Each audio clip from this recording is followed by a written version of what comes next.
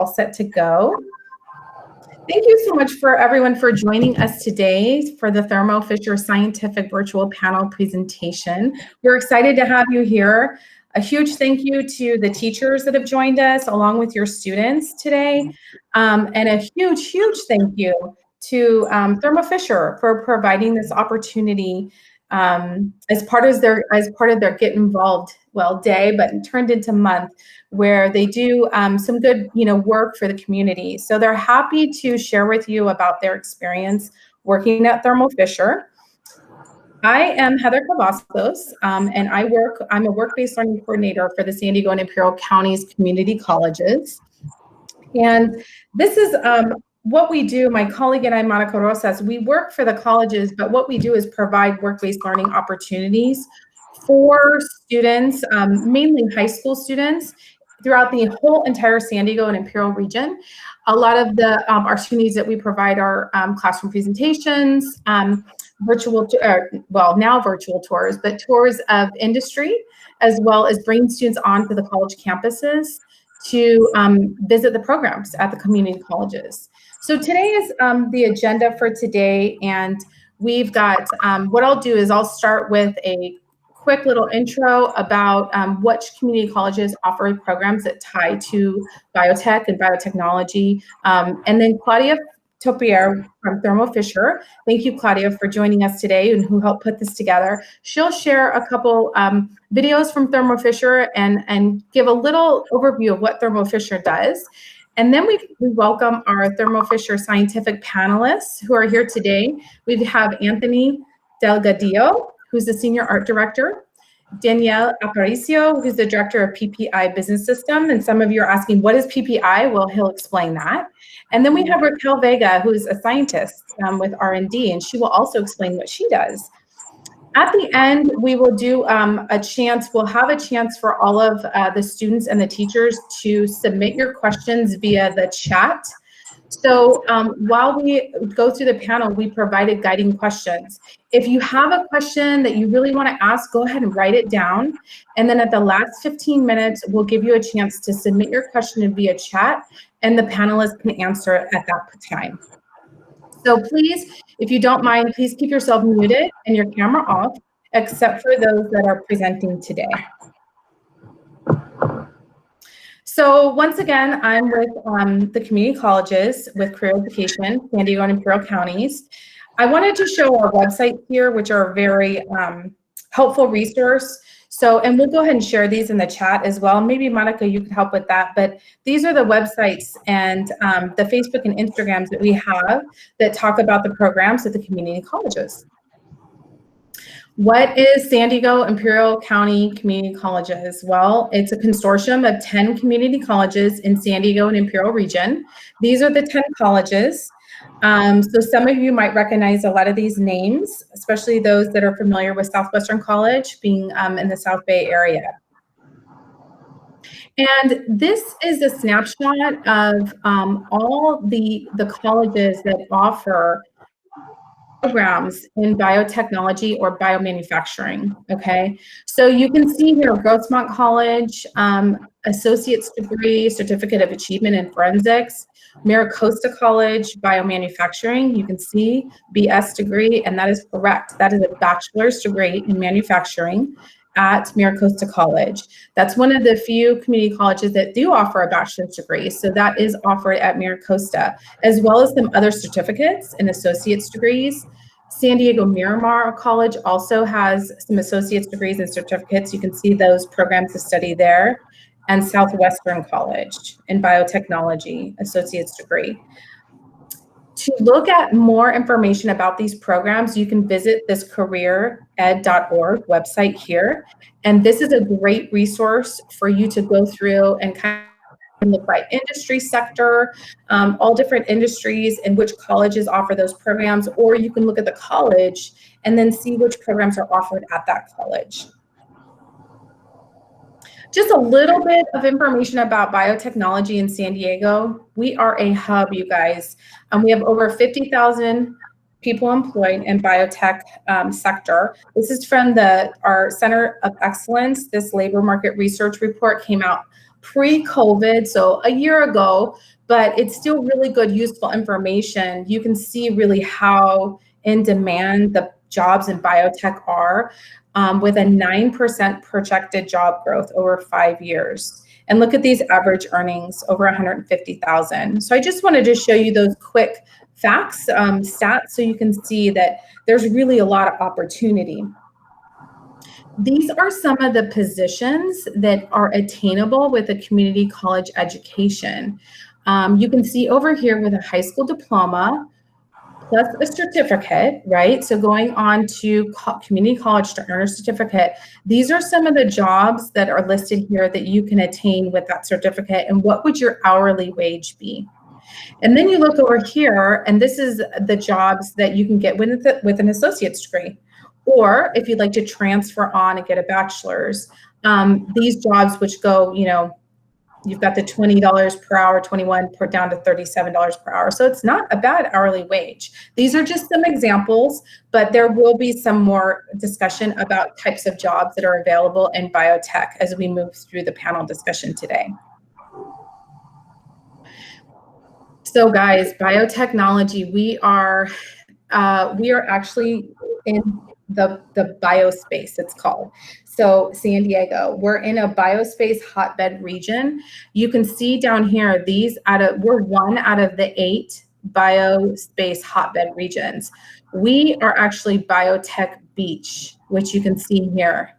And then it goes up into San Francisco, Biotech Bay up in Northern Cal, right, Bioforest, and then onto the East Coast, you can kind of see these other areas. But really, we are a hub. And that's why life sciences and biotechnology is considered, it is one of the sectors, or I should say industries, that is considered pretty recession-proof. When we went through the recession during 2007 and 2009, there wasn't a lot of lost jobs in this sector like other jobs, other sectors. So now with COVID-19 being our latest and greatest recession, I'm sure the panelists can maybe speak to that. But just so you know that the sector is pretty recession proof. So the demand will be there. And then San Diego, back to that biohub, biospace, San Diego has consistently ranked as one of the top 10 regions in the country for life science innovation. Here's some examples of some local employers, and this is just very, very few of them. There's quite a bit more, but as you can see, UCSD, Pfizer, Illumina, and of course, Thermo Fisher is listed there. So with that, I would like to turn it over to Claudia Topier and start with our videos. Let me just exit this screen really quick.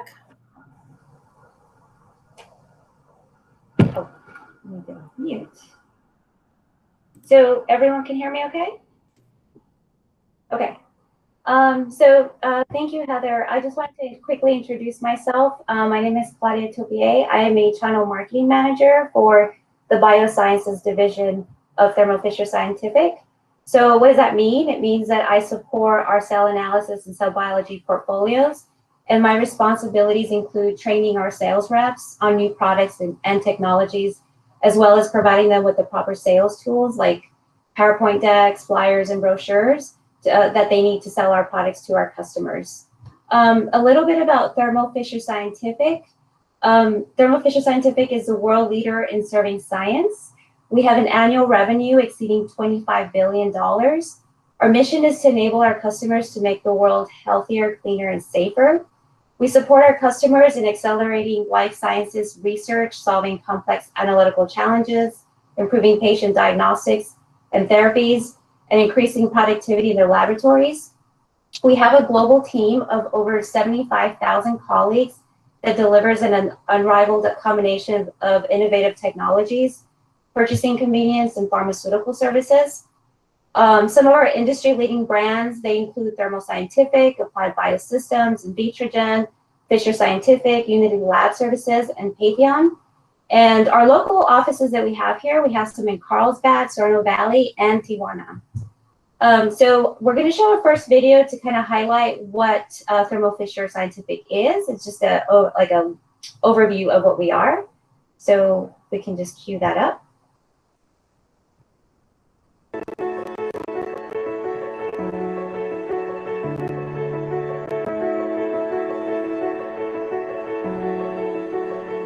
The people of Thermo Fisher Scientific start every day to help move science forward. So we can all live healthier lives. On a cleaner planet. For a safer world. This is why we work. To help solve. To save. To advance industry. Because when we partner with science, we make the future brighter. All the world is ours to take. You and me find a way. Oh, the wonder that awaits. Here we are, forever stars.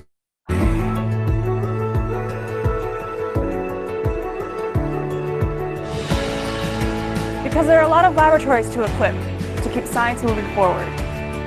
To provide cutting-edge technologies. Invent what science needs. Diagnose people before they are patients. Help customers make their medicine. That make people better. Over 67,000 strong. Working together for science. A difference. To help science advance. Because we all want to live healthier lives.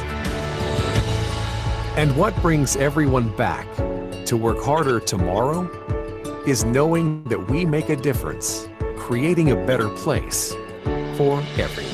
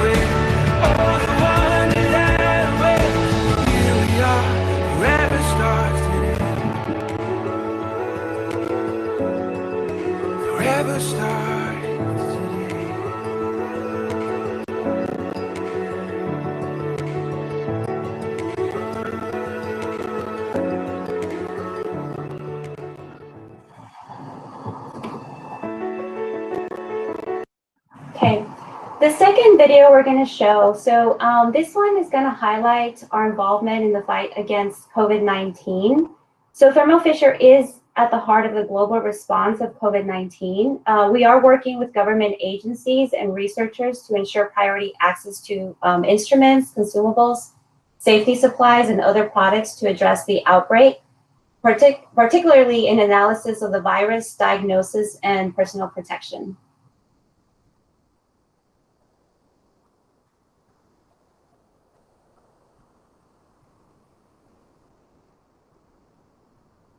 Almost half the world's population is in lockdown. The volume of confirmed cases has risen at a dramatic rate, and so has the number of fatalities. Novel coronavirus, or COVID-19, has spread across the globe with devastating effect. Thermo Fisher Scientific's scale and depth of capabilities have never been more vital, and our mission, to enable our customers to make the world healthier, cleaner, and safer, has never been more important. But let's take a look back. The first case of COVID-19 was reported in Wuhan, China in December 2019. And we were there. On January 6th, our Thermo Scientific Techni Spirit transmission electron microscope was used to characterize the pathogen. Over 1,200 boxes of our reagents and assays were then fast-tracked so researchers could rapidly develop tests. Meanwhile, scientists in Australia used our Applied Biosystems Seq Studio instrument to sequence the virus's genome and provide the roadmap for a diagnostic test. On January 30th, the World Health Organization declared a global emergency, and we were there. Our Thermo Scientific Krios electron microscope was used by a team of researchers from the US to show the first three-dimensional structure of the coronavirus spike protein, key to understanding how to target the virus. By February 19th, 14,000 new cases were reported in Hubei province, and we were there. In March, the World Health Organization declared COVID-19 to be a pandemic. Our real-time PCR test, which diagnoses the virus in 4 hours, was authorized by the US FDA for emergency use. It then received the CE mark in Europe. And now nearly 50 countries are authorized to use our test, which is based on our gold standard technology. As the virus spreads globally, we are producing more than 5 million of our COVID-19 diagnostic tests per week. At Thermo Fisher Scientific, we remain at the forefront of the fight against coronavirus. We're providing personal protective equipment to keep healthcare workers safe. We're modifying our production lines to make components for ventilators and produce hand sanitizer. We're partnering with pharma and biotech customers who are working on many of the top projects to develop COVID-19 treatments and vaccines. And that's just the start. There's a long way to go. But as one team, committed to our mission, we will prevail. We have much to be proud of.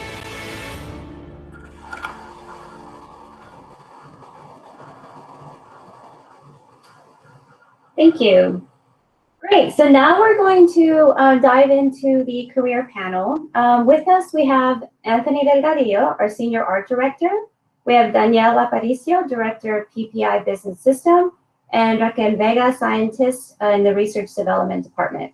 So first, we're going to start with introducing yourselves, panelists, and just tell me your name, your title, your department, and your primary responsibilities. So Anthony, I'll start with you as the art director. Sure, Anthony Delgadillo, and I'm part of the marketing operations group within LSG and senior art director. So I'm on a team that we basically come up with the ideas that market our products and based off strategy that we get from the other parts of the business. And what are some of your responsibilities? Responsibilities, every day is a different day. I mean, we think about ideas, we concept, which comes up with the idea of how to sell the product. I do photo shoots, handle special products like COVID. I was part of that. New product launches of like Genexus that we just launched, which was the game changer of all instruments. So yeah, a lot of different things that I do every day. Great, thank you. Daniel? Hi, everybody. My name's Daniel Aparicio. I'm a director within our biosciences division. And I know there was a mystery on what PPI meant. And it stands for Practical Process Improvement. And it's part of one of our core competencies that we have for all employees and our leaders, which is finding a better way, everyone, every day. And so, in terms of my responsibilities, we're all tied together, similar to what Anthony was saying. I'm responsible within our division that once the strategy is developed, we help deploy it with our business system, which consists of processes and tools to make sure that that strategy gets down to all levels within the organization. Then I'm also responsible for training and coaching with respect to PPI leadership and also problem solving and how to use different methodologies to continuously improve what's been developed and launched to our customers. We also get involved in leading projects to drive improve quality, to improve our customer satisfaction and allegiance. And also, we have to continue to drive profitability. So we're also involved in a lot of productivity projects. And, most recently, we've been applying all those skills to help us get through our COVID-19 challenges. As you can imagine, there's been a lot of process design, a lot of continuous improvement, and a lot of strategy deployment. And so a lot of those skills were transferable during these times, which was really great. Thank you. Raquel? Oh, Raquel, I think you're on mute. Hi, everyone. My name is Raquel Vega, and I'm a scientist in the Research and Development Group. And I think I do a super cool job. I work with the latest technologies, and being that is like stem cells, genome editing, and super cool instrumentations that is able to sequence the genome in hours. And we obtain set up experiments. And in these videos that you just saw, I saw a lot of my colleagues. So this is not a video that was set up. That's actually the facilities and the outfits that we wear on a daily basis. More directly, what I do in my job is to support all these companies that you saw, for example, in the biotech beach, and all these big pharmaceutical names. I support them with our products, everything that we have in our portfolio, and any idea that they have or is in the pipeline. We help them to make it reality. We accelerate and we give them quality data to support the ideas. One of those ideas could be toward a medication that is going to be applied in patients, or vaccine developments. We work in all of those areas. So that's it. Okay, thank you. So I can imagine all of your jobs have been impacted by COVID-19.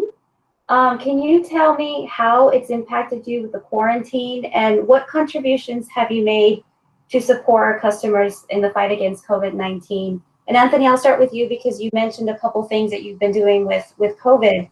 Maybe you can elaborate a little bit on what you have done to support the fight against the coronavirus. Yeah, I mean, technically my job has not changed since we came into quarantine. We've basically set up offices all over the county here, everybody on the team. We're still doing the same work that we're doing in the office, but a lot of it. I mean, we haven't gone down in work at all since day one, since we left the office, and it continues to just be busy every single day. When we did, leave in the office and to go into quarantine, and it was a big push to get COVID out there. So we've had to get that message out and across, to everybody. There's different strategies for the different groups that I work with. I work with a group called GSS, which is Global Services and Support. So they support all the instruments in the lab. So they have, to keep these instruments running. So they're out there sending technicians out there. And then we have the other parts of, the consumable portion of the business that need that, the cells, the antibodies, and everything. So multiple different avenues. And then we've instrumentation too in other groups where they've had to switch focus from their current fight in genetics and cancer research to move into COVID research and how to diagnose and sequence the cells and kind of the makeup of the disease in itself. So there's quite a few different areas that we've kind of jumped into in the fight against COVID. Very different areas in a sense. Yeah. Danielle, what about you? How has your responsibility changed, and what are you doing to support the COVID-19 fight? Like Anthony mentioned, technically my responsibilities remain the same. What's changed is that we're now doing them virtually. So we had to come up with ways to continue to help the organizations problem solve virtually. So, there were apps that were involved in order for us to do that. And specific to COVID-19, there's several sites within our biosciences division which are deemed essential for the COVID-19 fight. And so, we were responsible and helped with designing the manufacturing processes such that we had the social distancing requirements in place. Something as simple as 6 feet apart. As you can imagine, that's a major change in terms of how we process day to day. And so a lot of thought went into workflows in terms of how we interface with equipment, protocols. And so we've been really involved in setting up our manufacturing factories to be able to adhere to those social distancing efforts. And then, there were other factors such as fever checking, and signage that needed to be put in place. And so we were also an integral part in designing those processes such that they didn't become a constraint in entering the plant, as fever checking, for example. And then visual management was a big deal too, because you had to have ways to within 3 seconds look at something visually and recognize whether you were entering an area that required more personal protective equipment, and whether you needed to follow certain one directional flow and things of that nature. So my team, which consists of 12 people globally at many of our COVID-19 central sites, were involved in those type of efforts. Raquel, what about you? You might be on mute. Following on Danielle's comment, we had to adapt our daily work on to observe the new guidelines, and that implied, the distance, and that implied crowded laboratories and sharing of equipment.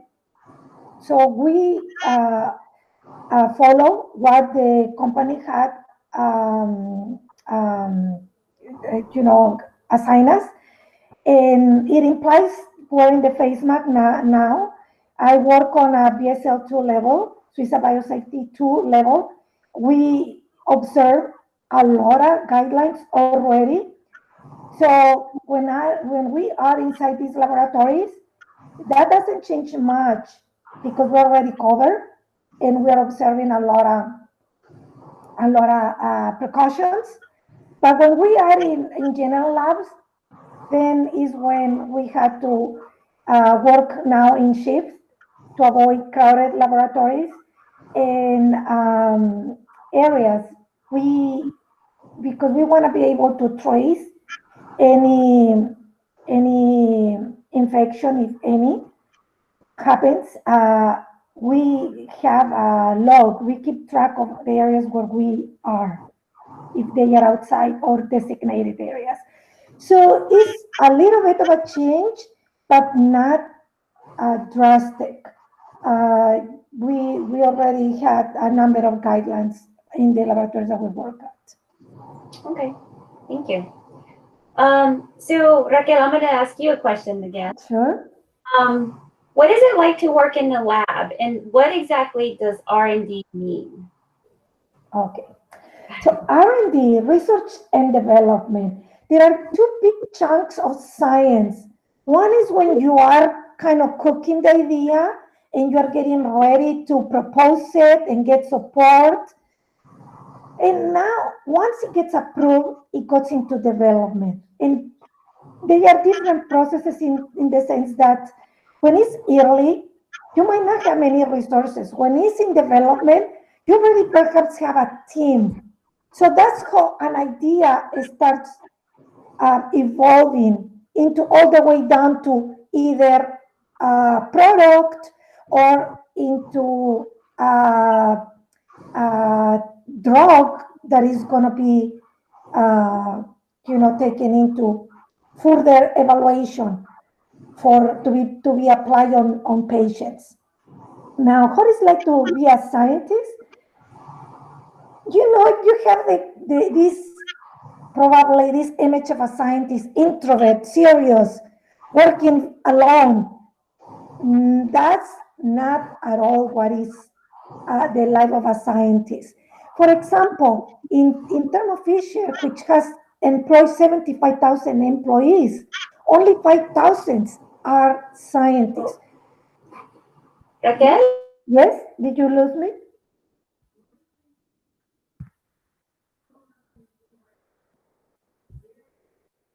Did my connection drop?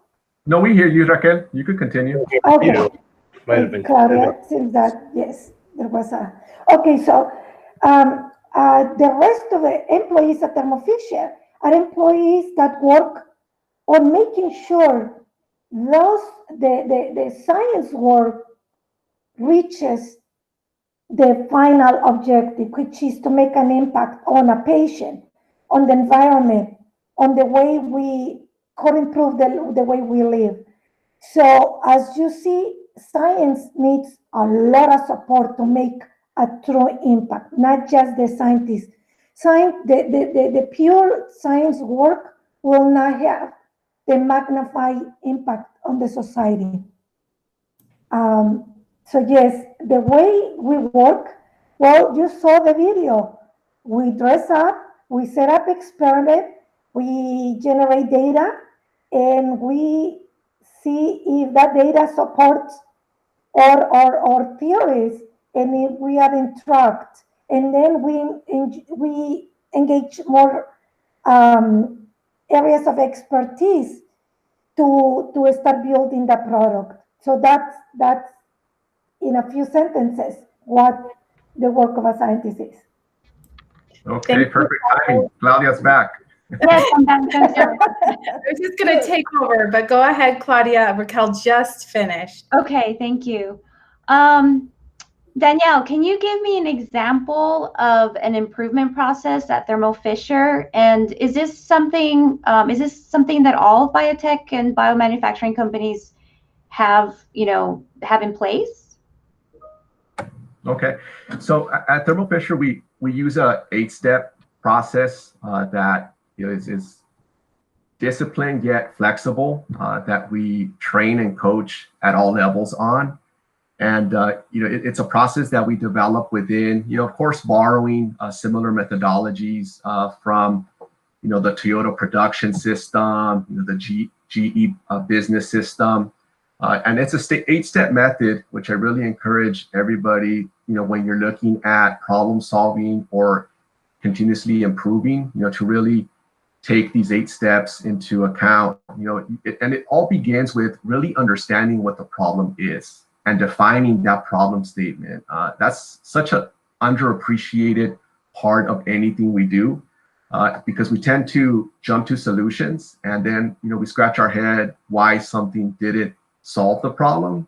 And a lot of it is rooted with not understanding to begin with what the true problem was.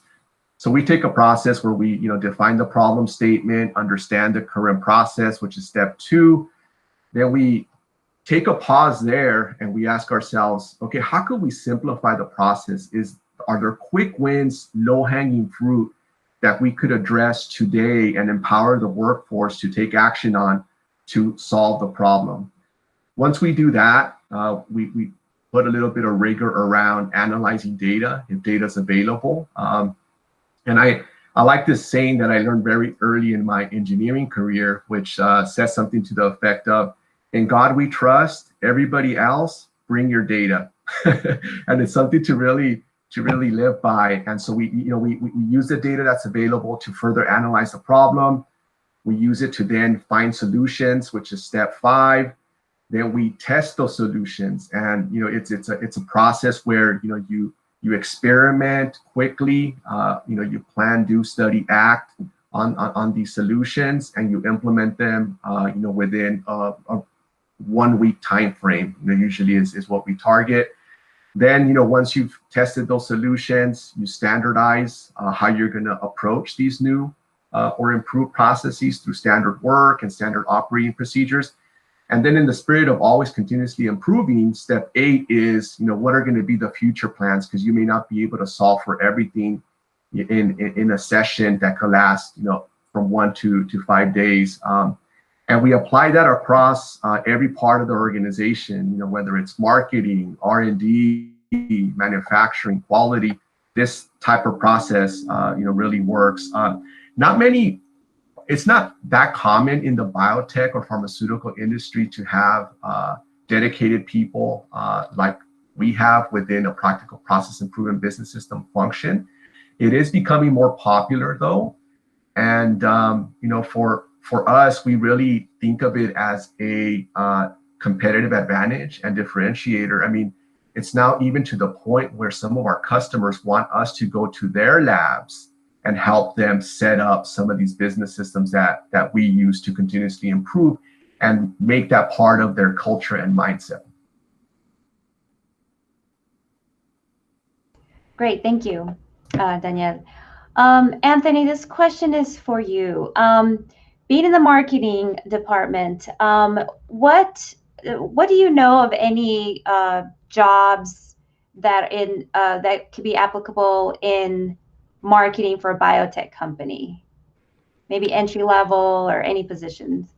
I mean, the group that I work in, I mean, it's basically kind of, you think of an ad agency within the business itself. Is that, I mean, we have different departments. We have marketing program managers, which is basically run the day-to-day between the business partners, and they give us the work. And then with them, there's schedulers, which is kind of, kind of a project management type job that kind of keeps the flow working. And then there's designers, there's writers, and art directors like I do, and there's creative directors, and then there's the kind of director of marketing. So there's multiple levels of jobs, and it's the starting out is, you usually start in, like, for design part, you start in production, so you start building ads and electronic emails, or if you start in project management, you might start as a scheduler and knowing how the schedule flows and how work kind of goes and it gets distributed to different parts of the group. So there's a lot of ways to come in at it. Even as like a marketing program manager, there's coordinators first that start, and so you're kind of in the lower end of it, but you kind of learn that and how the workings between the relationship of the client and how that gets translated back to the designers or the art directors or creative directors to make bigger decisions about how the work needs to be done and all that. So, and then there's different parts of our group too. There's a digital part, and then there's we have a data part. And the data is, like Daniel said, is a big part of our business. We learn so much about that, and there's many different portions of that, from entry level to all the way up to, director level and everything. So there's multiple different spots all over. Great, thank you. So we have one final question, and whoever wants to answer this one, please feel free. What are the few or soft essential or technical skills that biotech companies are looking for in new employees? So we have students that are interested. What kind of skills do they need to have that companies are looking for? Daniel, do you want to give it a shot? Yeah, I'll begin, and then Anthony and Raquel could add on. Now, I think it's something that we commonly talk about, and I find that in my job, and as I progress through my career and I reflect on what I could have done more in high school and in college, is develop my communication skills. Often many of our executives and leaders say that every job is 50% communication, and then the other 50% is skills and knowledge. So I encourage you all to just brush up and develop those communication skills. There's many ways to do it, through Toastmasters and practicing, and it's just a part of our DNA, and it's going to help you work in teams, work in the lab. Like Raquel said, I mean, the scientist of yesterday, is not what you think of in terms of introverts and working alone. It's very collaborative. And so, if you have that ability to communicate, it really leads to, that connection. It helps build respect and trust among your colleagues. And, in business and in your career, there's nothing like the speed of trust. If you could get people to trust you through that communication, it's really going to help your career. And so that's one thing that I would emphasize. Anthony, Raquel, anything? Yeah. No, Daniel, that was beautifully put, but I will just add that communication combined with your skills working with a team and lots of reading, you are set for success. Those things are going to be used throughout your career. Why? Knowledge is constantly being added to our careers, and it's a responsibility to keep ourselves updated. Working with others, Thermo Fisher is a fantastic example of a diverse environment. So being able to understand and adapt to other people's styles when you have a common goal, you're gonna be so successful in your career if you practice all that. So that's it. Yeah, and I mean, you guys summed it up very well, both you, Daniel and Raquel. And collaboration is a huge, huge thing in the business world, and and how you work with your team to get to the common goal of the end results. But also, too, another thing is problem solving. How do you attack a problem? Where do you start? How do you finish it? But to have that skill of problem solving takes you a lot in how you adapt as well. I mean, I think all these key ingredients will make a successful person in business and in life. I mean, those are just things that will help you every day in getting through from the time you wake up to the time you go to sleep. It's you come across all those traits every day. So I can add to that. Yeah, well said. Great. Thank you. So that's all for the guided questions. We do have some questions in the chat. So Heather, I believe you're going to facilitate those. Yes. Give me a thumbs up if you guys can hear me. Yes. Okay. Yes. Okay, great. So I'll just, we did have some questions come in through the chat, we have for our last 15 minutes from some teachers, students. So I'll just kind of start from the top. Let's see, from Michael, this one's probably, this is a question. As you may have heard, hospitals are having difficulties with the reliability of testing for COVID-19, with some hospitals reporting numerous false negatives. My question is, how can the testing process be improved to reduce the rate of false negatives with testing? Could it be an issue with the disease itself, or could it be related to the test? I can help with that question. The issue is with the test. We are very aware of the virus by now, but we needed to have a testing. Some companies develop a testing that is rapid. It's a swab or it's a small drop of blood, and that doesn't give enough samples sometimes to have high accuracy. Our test works with a larger sample and is more accurate. The false positives or false results are very, very low, but that requires a little bit more time, and a lot of people are using the rapid test. That's changing, is getting improved, and we know that we need in the society the reliable results. So that's coming. Thank you, Raquel. Next question is, this is from a teacher. Many of our students who are on the call are in high school and will soon apply for college. Do you have any advice for our students as they continue their high school studies and move forward into college?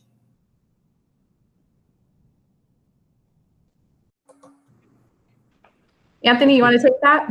Yeah, I can take that. I mean, I was a mediocre student, back in the day, and and I went to art school. So, I mean, I wasn't really looking at it, but I really, I still remember the teachers that I had and that made the biggest impact on me. But I say is just to kind of, go with it, make sure you are learning, because it will go a long way. Whether you think you're going to use it or not, you technically will use it in some capacity or not. And, let people or your teachers influence you and how you spread that on to influence others down the road. So I think continuing in school and really focusing on studies, even though you can get distracted with other things, but I think, education is an important thing to to follow, whether, you know, you go to college or you go to trade school or you just kind of go into a career. I think, you know, it's important, education. Wonderful. Thank you, Anthony. We just had a comment, and this is, I believe, from the regional director of in the biotechnology sector from the community colleges. And he mentioned that the biomanufacturing students from Merritt Costa College are all receiving LSS Greenbelt training and certification prior to graduation. We are changing the current training model. So he wanted to let everyone know that on the call. Oh, sorry, Heather. No, go ahead. I was just going to say that's music to my ears. So LSS, I believe, stands for Lean Six Sigma, which is really similar to what we call the PPI business system and the 8-step problem solving method. Lean Six Sigma just takes it to 5 steps of define, measure, analyze, improve, and control, which is very similar to the 8 steps I described. So the fact that, you know, they're offering that certification is huge, because like Anthony said earlier, you know, one of the skills is problem solving, and, you know, getting that certification really equips you with that. So glad to hear that. That's news to me. And so, you know, that's great news. Wonderful. Thank you, Kao, for providing that. I believe that was Kao. And also, I just want to encourage students, we have just about 9 minutes left. So if you have any other questions, to put them in the chat box. I do have another question. What is the most rewarding aspect of your career with Thermo Fisher Scientific? The most rewarding aspect of your career? I could begin. You know, for me, Heather, as I described, you know, my job entails a considerable amount of training and coaching, and you know, having the ability to you know, have people do more than they believe themselves they can do is huge. I mean, it's so rewarding. You know, when you see them, you know, take a problem and take it through the 8 steps and get to a solution, you know, themselves, is so rewarding, and, you know, empowering them to become everyday problem solvers is the most rewarding part of my job. And, you know, it's really something that, you know, at Thermo Fisher Scientific, you know, we put a lot of weight on, like, you know, other panelists have mentioned, my colleagues. So that's the most rewarding part of my job. But, you know, Anthony and Raquel could add. Raquel, do you want to add to that? Most rewarding part of your job? I think it is seeing so closely the impact that we can have in the society in terms of health and environment. I mean, being able to detect toxicants in the environment, so we have clean water, we have chemicals that are toxic being tested before they are put in products. We are facilitating lots of companies do better job, and I think being so close to that is fantastic. Not to mention the products that are going to become medicine and are going to be applied into actual patients, and see these patients coming back to us and say, thank you for the work and that we do to make that possible. So the rewards is all over the place. My colleagues are great. Working in this environment is fantastic. And yes, so I can go on and on, so please stop me. Thank you, Raquel. And I just wanted to, you know, ask, we're getting towards the end of the chat. We did get one more comment that Kao offered, and I just want to read that before I ask one more question. At the community colleges, we also offer the free Lean Six Sigma trainings and certification for industry partners. So if there's anybody interested in that, I can connect you to our regional director, Kao Wong, for that. But my last question, I think, before we wrap up, and if there's any more in the chats, please feel free, students and teachers, to enter those in now. A question for each one of you in a real, as succinct as you can, which I know it will be hard, but can you briefly describe your education journey? Maybe like if you were in a certain pathway in high school, what you went for, what you did in post-secondary education, what was your degree or certificate, or what was your path? Not necessarily your careers after the education, but just mostly your education path. If you want to start with that, Danielle. I could begin, yeah. So I come from a first generation high school and college. I grew up in a part of East Los Angeles, and in high school, really put a lot of focus around math and science. And now reflecting, I didn't know it at the time, but communication skills through joining groups like an academic decathlon, debate teams, things of that nature. Then went on to fortunate enough, to go on to Cal Berkeley and got my degree in industrial engineering and operations management. Wonderful, thank you. That was really helpful. Anthony, did you want to add to what your career or your education path was? Yeah, I mean, I can do it. I mean, I grew up in kind of a, not so, it was a great neighborhood, but, in LA, and I went through high school, but I wasn't really focused on what I wanted to do afterwards. So I kind of went through community college. I knew I wanted to do art, but I didn't know which.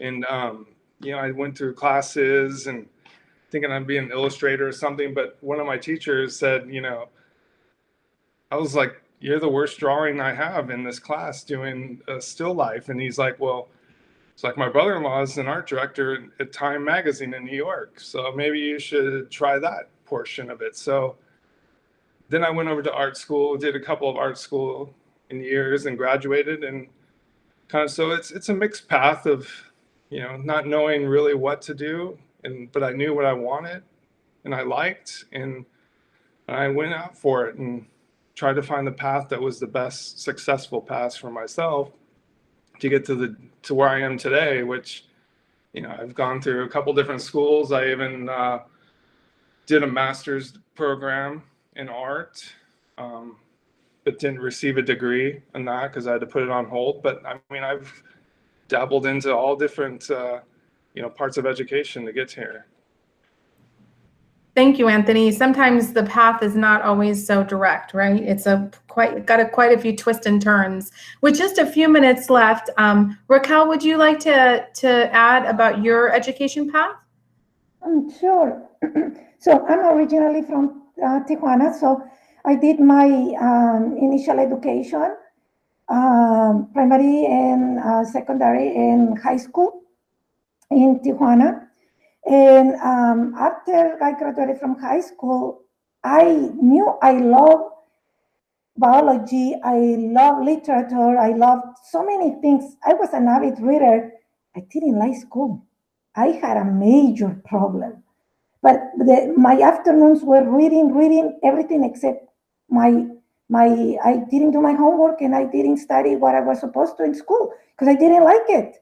So I joined law school and I didn't like it either. So that was not looking good. I finally ended up getting married and moving to the United States, and I entered some English classes, and I became fascinated with the options for school. And I joined Southwestern College. I did 2 years there, and in no time, I was ready to move to UCSD.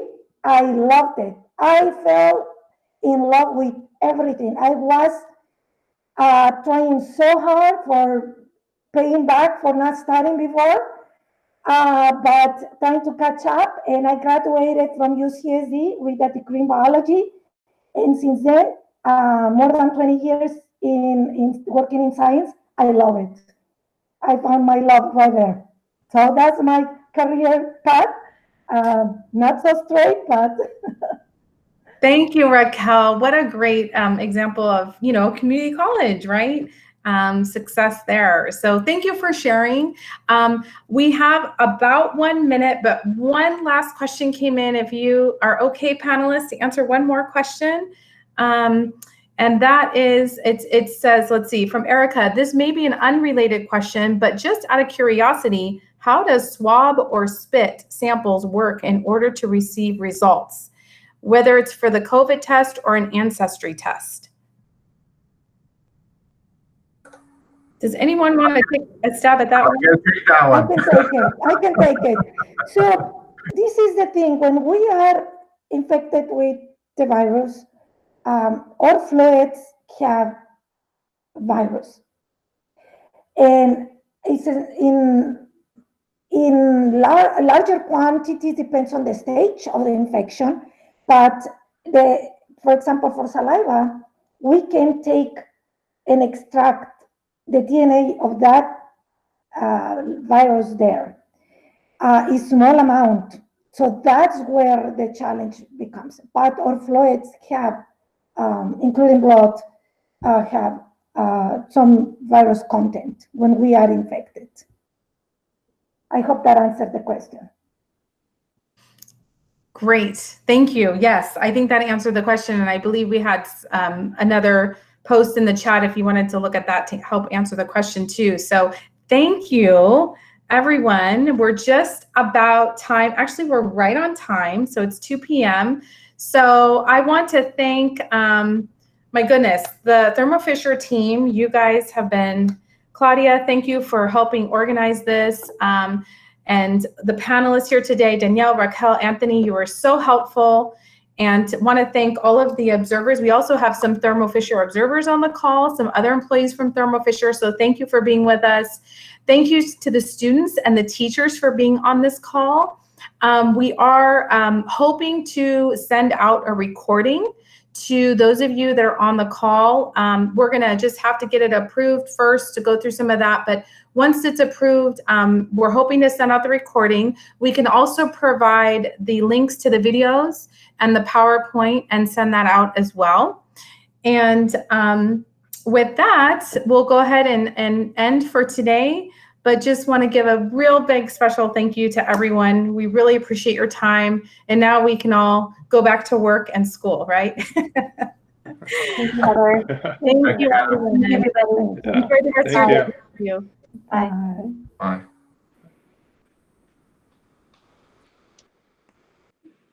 Thank you.